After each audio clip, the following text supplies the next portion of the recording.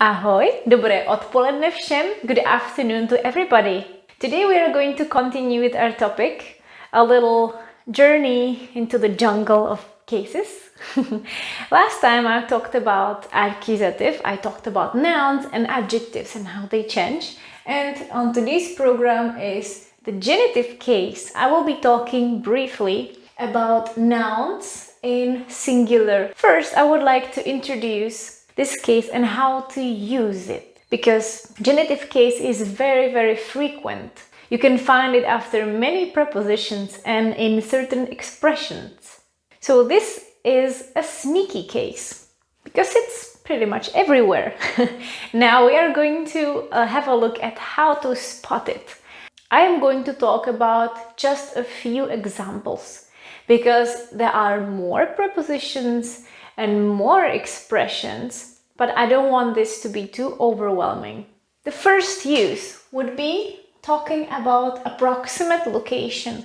Let's say you are talking to a friend on the phone, you're meeting him or her, and you say, I am near a park.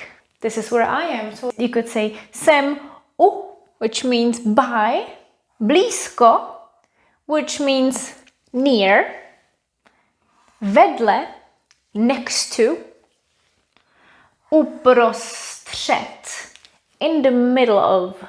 So u, blízko, vedle, uprostřed, parku. So let's say you want to say I'm by the park. Jsem u parku. Or you want to say I'm in the middle of this park. Jsem uprostřed parku. So park becomes parku. Number 2, when we talk about direction, where we are going or from where we are going. For example, with the verb to go. Jdu od, I am coming from, or z, which also means from. I will explain this, why we have 2 of these prepositions. Do, to, kolem, around. Kolem also means by. Jdu kolem školy. I'm walking by the school. Od and z both mean from. I drew 2 pictures. You have a place and you're inside and you're coming from inside of that place. That would be z. And you have a place and you're standing or you're by that place and you're going from that place, but you were not inside. This would be od. By the way, you can also say ze for an easier pronunciation, such as this. We have školy, which has 2 consonants. We don't want to add more to this cluster, so we don't say z školy, we say ze školy. This happens with some other nouns as well, to avoid these consonant clusters, which we have a lot in the Czech language. Remember the word čtvrtek? But anyways, we want to help you out. We have certain prepositions where we would add e if we want to kind of take a break from these consonants. If you say jdu ze školy, it means you were inside a school and now you are leaving that school. If you say jdu od školy, maybe you were never inside, you were just waiting by the school and now you're leaving the spot which was by the school, just outside. So this is a very common mistake when you say jsem z Prahy, for example. Jsem z Prahy means I am from Prague. I live in Prague.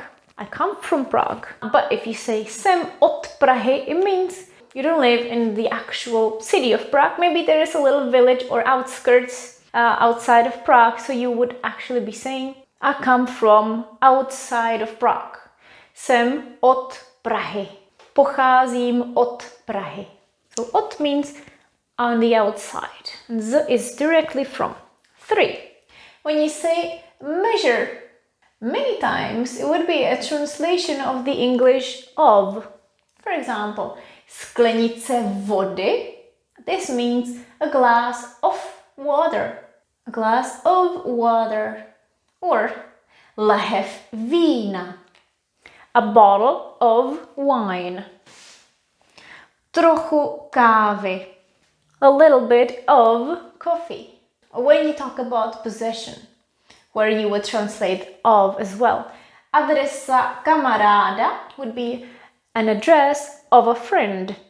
Now let's look at expressions such as trochu and more quantifiers. For quantifiers, when we say how much of something we have, there are expressions such as málo, little or few, trochu, a little, a few, více, more, hodně, a lot or many, moc, also much, many, a lot.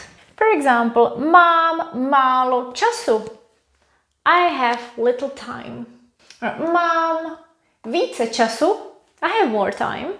And also when you have a question form with kolik, which means how much or how many, we don't make a distinction in Czech. Kolik času máš? How much time do you have? Or kolik máš času is also very common. Kolik máš času? How much time do you have? It's exactly the same. Number 5 is related to plural. So for example, when we talk about a number of something and it's 5 and more, in another video in the past, I was teaching you how to count, and now I had a rubber band on my fingers and I was showing you that 5 and more is genitive plural, and this is what it is when I want to say 5 cars or 10 cars. It would be 5 aut, 10 aut, but because this is related to plural, I will not be talking about it. You can go to that video, counting objects and people, and refresh your memory. Number 6, we have the pronouns něco, something, nic, nothing, and co, what. And they would be followed by an adjective in the genitive case, so I will also not mention it here, but it's good to keep it in mind when you have expressions such as something good, něco dobrého, dobrého. This would be an ending of an adjective in genitive. And you can see it looks a little bit like accusative. So genitive and accusative are actually very similar in some endings. Number 7 are a few verbs, and several of those are related to a preposition, and prepositions are, as I mentioned, very, very common for the genitive case. So we have 2 verbs. For example, ptám se učitelky. Ptám se, I am asking. I'm asking a question. Ptám se učitelky. I am asking my teacher. Or bojím se. Bojím se, I am afraid. Bojím se tmy. I'm afraid of the darkness. Tma. So učitelka becomes učitelky. Tma becomes tmy. This verb in its infinitive form is ptát se, to ask a question, and bát se, to be afraid, but then it will be bojím se, bojíš se. And a couple of more verbs that would be connected with a preposition is, for example, mít radost z or ze, to be happy about something, to have joy from something. When you talk about something that makes you happy, you're talking about the source that makes you happy. For example, mám radost z dárku. I am joyful. Mám radost. Or on the other hand, mám strach. I have fear from something. I fear something. Mám strach ze tmy. I have fear from darkness. I fear the darkness. The next verb would be žít bez or beze. Bez or beze means without. So, žít bez, to live without. Můžu žít bez internetu. I can live without internet. Nemůžu žít bez internetu. And this preposition bez or beze is very helpful when you are ordering something and you want it without sugar. Bez cukru. Without ice, bez ledu. Without milk, bez mléka. Without bacon, bez slaniny, and so on. Okay, ready to see how this genitive case is formed? Okay, let's go. Jdeme na to. This time we are going to do a bit different division. This time, because genitive is a little bit more complex and has more rules and more possible endings, we are going to be looking at what is the last letter of that noun that you need to put in the genitive case. We are going to start by vowels. Let's look at nouns that finish with A. And those are, in most cases, feminine nouns. The rule is that A would change to Y. For example, we have the word škola. So if you want to go to school, it would change to do školy. Do školy. Praha is your turn. Prahy. Jedu do Prahy. Jedu z Prahy. Amerika, Ameriky. And feminine names such as my name. Zuzka. I got this book from Zuzka. Od Zuzky. Very easy rule. Even if this was a noun that is masculine, which can happen, for example, some professions such as fotbalista is masculine, that would also go to fotbalisty. I got a signature from a football player. Mám podpis od fotbalisty. Fotbalisty. The same rule. A goes to Y.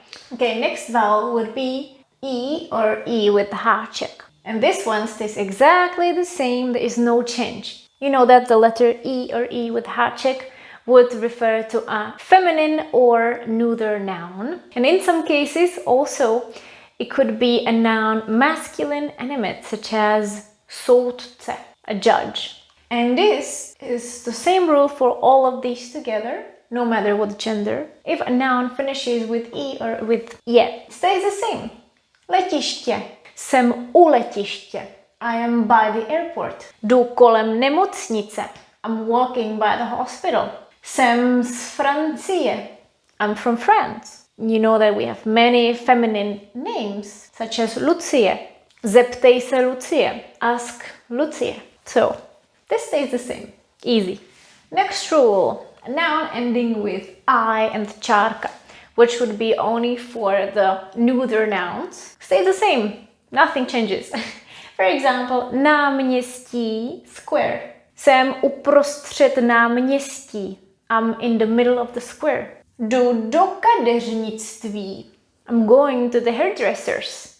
We have many more. Papírnictví, stationery, and so on. Last possible ending in a vowel would be O, and that would also be specifically only for neuter nouns. O changes to A. For example, město, city or town, would be what? Města. Města. Okay, so what happens here? I'm gonna give you a minute and then we are gonna check it together. What do you think?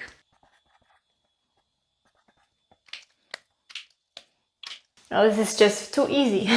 Jdu do kina. I'm going to the cinema. Jsem z Brna. I come from Brno. Jsem ze Slovenska. I am from Slovakia. Dám si trochu piva.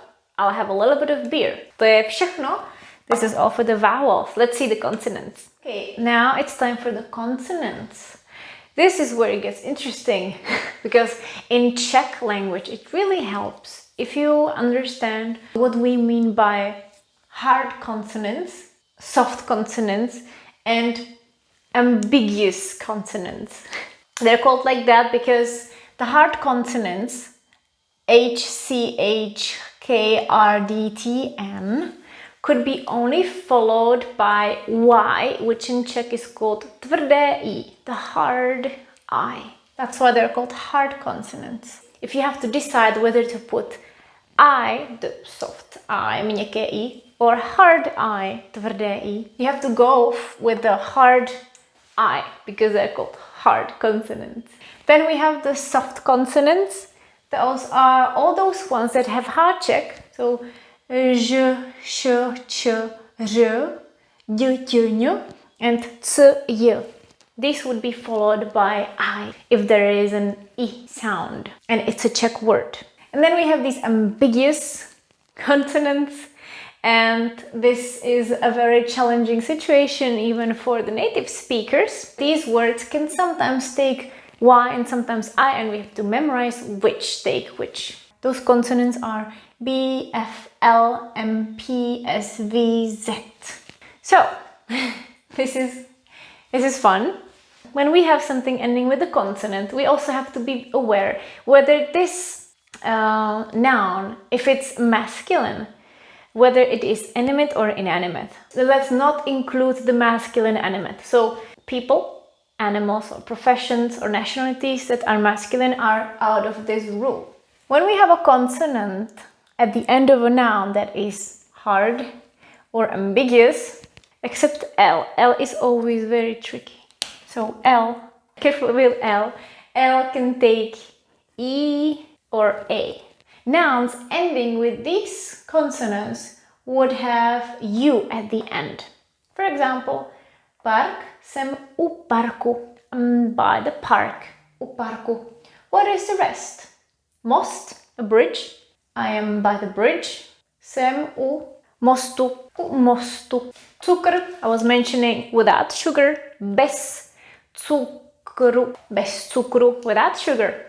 And strom, a tree, next to the tree, vedle stromu, stromu. We have about 20% of feminine nouns that ends with consonants. And those would either take I or E at the end.